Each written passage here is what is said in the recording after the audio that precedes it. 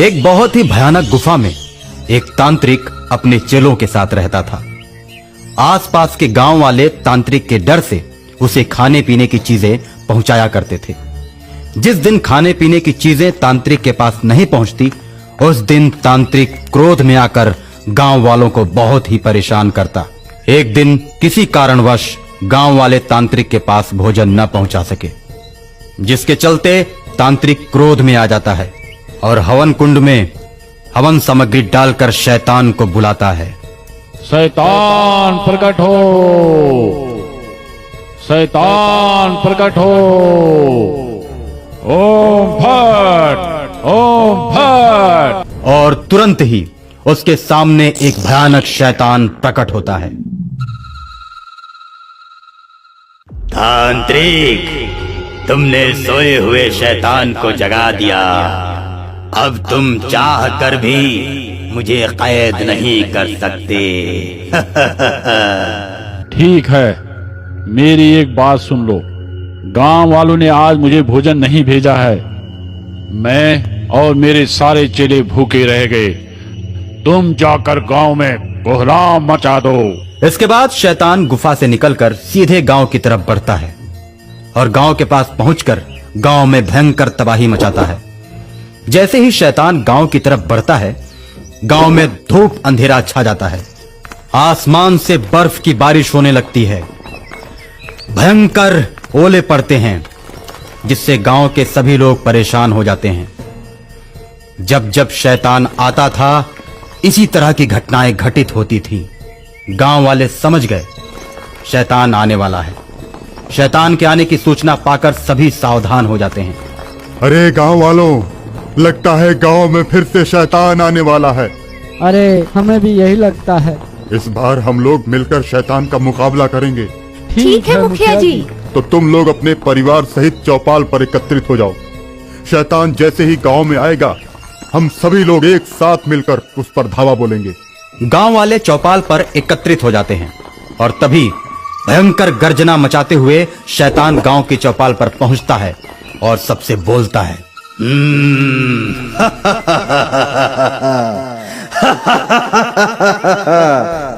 अब तो मुझे तुम लोगों को खोजने भी नहीं जाना पड़ेगा।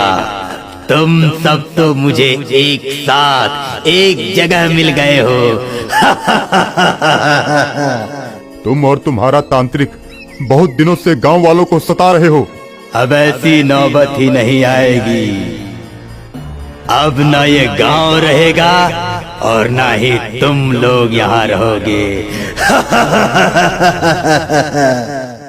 गांव के साथ साथ गांव के सभी लोगों को दानव अपनी मुट्ठी में कैद करके आकाश में उड़ जाता है और उड़ते उड़ते तांत्रिक की गुफा में पहुंचता है। बड़ी और भयानक गुफा में लोग चीखने और चिल्लाने लगते हैं। तांत्रिक आंखें लाल करके अपने आसन से उठता है और कहता है, ए, सारे शांत हो जाओ। मैं चीख पुकार सुनना पसंद नहीं करता। तांत्रिक की आवाज सुनकर गांव वाले चुप हो जाते हैं और उधर शक्तियों से भरी हुई एक लड़की जिसका नाम रक्षिका है, उसे इस बात का पता चलता है कि गांव वाले दुष्ट तांत्रिक की कैद में हैं। तो रक्षिका गांव वालों को बचाने के लिए बेचैन हो उठती है। हे भगवान, मेरी मदद करो। जागे हुए शैतान और उस दुष्ट तांत्रिक से लड़ने की शक्ति दो। जैसे ही रक्षिका ये बात कहती है, उसके सामने एक बुढ़िया प्रकट होती है। बेटी, उन दोनों से लड़ना इतना आसान नहीं है। उन दोनों से लड़ने के लिए तुम्हें घने जंगलों से गुजरते हुए एक सिद्ध बाबा के पास जाना होगा, जो हिमालय की चोटियों पर रहते हैं। ये जादुई अंगूठी लो, ये तुम्हें बाबा को खोजने में मदद करेगी। माँ, तुम कौन हो? मैं भी पहले तुम्हारी तरह गांव वालों की रक्षा किया करती थी, लेकिन अब उम्र बढ़ने की वजह से मैं असमर्थ हूँ। मैं केवल तुम्हारी सहायता कर सकती हूँ। तुम देर मत करो। अंगूठी पहनकर तुम बाबा की खोज में निकलो, नहीं तो तांत्रिक और शैतान उन सभी गांव वालों को मार देंगे। इतना कहकर बुढ़िया गायब हो जाती है और रक्षिका अंगूठी पहनकर साधु बाबा की खोज में निकल पड़ती है। अंगूठी का प्रकाश जिधर जिधर जाता है, रक्षिका उधर उधर चलती जाती है। रात के 11 बजे भयानक जंगलों से होते हुए रक्षिका गुजरती है। तभी अचानक रास्ते में एक बहुत ही बड़ा सांप अपना मुंह खोले हुए खड़ा रहता है। तुम कौन हो? मेरे रास्ते से हट जाओ। रक्षिका, इधर रास्ते पर जो भी जाता है उसको मैं खाकर अपनी भूख मिटाता हूँ।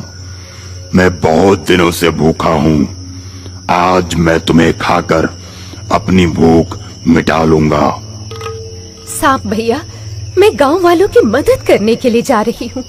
मैं अपना काम पूरा करके खुद ही तुम्हारे पास आ जाऊंगी और तुम मुझे खाकर अपनी भूख मिटा लेना। लेकिन अभी मुझे छोड़ दो, मुझे जाने दो।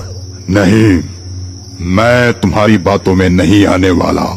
रक्षिका सांप की बातों को सुनकर क्रोध में आ जाती है और जादुई अंगूठी का रुख सांप की तरफ करती है।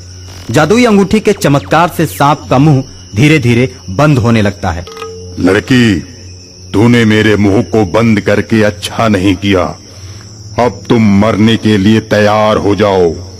रक्षिका हाथ में तलवार निकाल लेती है। रक्षिका और सांप में भयंकर लड़ाई होती है। दोनों की गर्जना से जंगल और पेड़ कांपने लगते हैं। जंगल के सारे जीव जंतु भयभीत होकर इधर उधर भागने लगते हैं। सांप रक्षिका के बदन से लिपट जाता है और रक्षिका सांप को तलवार से मारकर टुकड़े टुकड़े कर देती है और उसके बाद सांप एक मानव का रूप धारण कर लेता है। रक्षिका, मैं तुम्हारा बहुत आभारी हूँ। तुमने मुझे सांप की योनि से मुक्त कर दिया। अब मैं तुम्हारी मदद करने के लिए तैयार हूँ।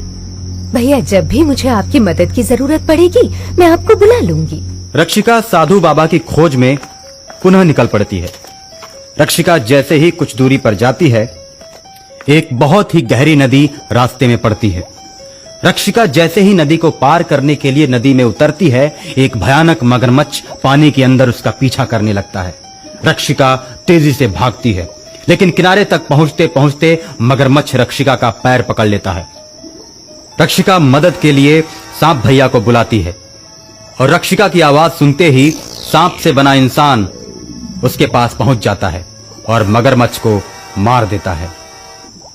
मदद के लिए आपका शुक्रिया भैया। कुछ ही देर में नदी गायब हो जाती है और मगरमच्छ एक छोटी सी लड़की का रूप धारण कर रक्षिका के सामने आ जाता है और बोलता है, बहन रक्षिका, उस तांत्रिक ने मुझे तुम्हारे पीछे लगा रखा था और वो तांत्रिक अपनी जादुई शक्ति से तुम्हें देख रहा है और तुम्हारे पीछे वो किसी न किसी को भेजता रहेगा। मैं सही मार्ग पर निकली हूँ बहन। बुरी ताकतें मुझे नहीं रोक सकती। तांत्रिक और शैतान को मैं दंड देकर ही रहूंगी। और उसके बाद रक्षिका सिद्ध साधु बाबा की खोज में निकल पड़ती है। हिमालय पर्वत के ऊपर साधु बाबा ध्यान में बैठे हुए उसे मिल जाते हैं। रक्षिका के कदमों की आहट सुनकर साधु बाबा अपनी आंखें खोलते हैं। बेटी, आज तक मेरे पास कोई नहीं पहुंच पाया। मुझे तुम अच्छी लड़की जान पड़ती हो। बताओ, क्या काम है मुझसे? बाबा जी, गांव वालों को मुक्त करने में मेरी मदद कीजिए। सभी गांव वालों को शैतान ने तांत्रिक की मदद से कब्जे में करके रखा है। मैं सब जानता हूँ। तांत्रिक और शैतान की आत्मा जमीन के नीचे कैद है। ये मोतियों की माला लो, ये तुम्हें उस जगह का पता बताएगी जहाँ पर उनकी आत्माएं हैं, और तुम जमीन खोद कर उन दोनों की आत्माओं को जला देना। मोतियों की माला लेकर रक्षिका बहुत तेजी के साथ तांत्रिक की गुफा की तरफ बढ़ती है। गुफा से कुछ ही दूरी पर मोतियों की माला का प्रकाश जाकर रुक जाता है।